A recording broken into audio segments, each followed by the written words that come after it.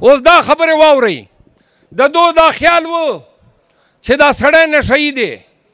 کوکین استعمالوي چرس استعمالوي یا ډرینک کوي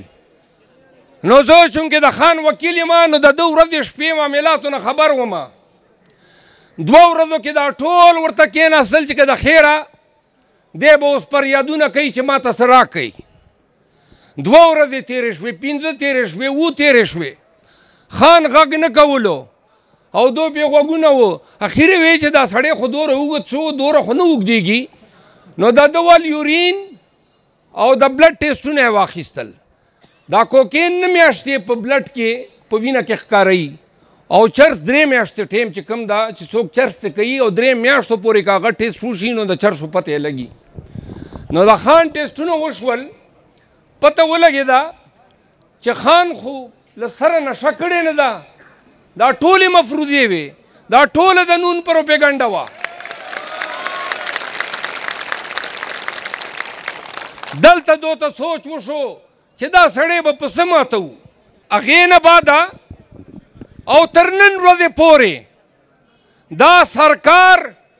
دا ادارې دا لیوني سپي په شانتې ګرد ګرځي او ګوري چې یاره د ده کومه کمزوري مونږ لاسته راتلی شي اټک جیل ته لاړم نو اټک جیل کې خبر شوم چې سهار لمانځه ته پاسي او لمانځه ټیم نه والا تر 10 بجو پورې د ورځې د قرآن کریم تلاوت ته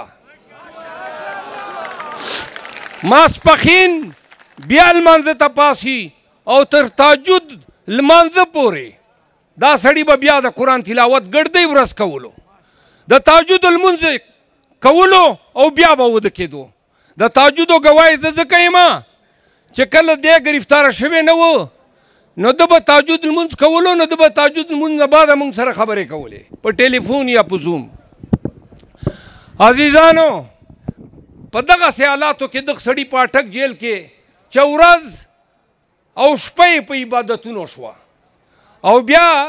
ما د دپاره کیس وکړو نو د اټک نه مو اډیالې ته راوړو سو د لندن تلو نه مخکې ما هغه سره ملاقات وشو نو ما ترې تپوس وکړو میں خان صاحب څنګه جیل کې څه تبدیلي نو خان صاحب راته وایي چې دا کم وخت جیل کې ما دا 3 میاشتې شوې دا میاد دا وخت ما د خدای سره د قربت ذریعه جوړه کړه نن هم چې موږ جیل ته ورشو زه پرون ورغلی وم 5 غنټې مې ورسره تېرې کړې چې اوس هم جیل ته ورځو نو په خدای چې هغه یوه خبره وي چې قوم ته وایه پاکستانیانو ته وایه چې یا خلکو حوصله وکئ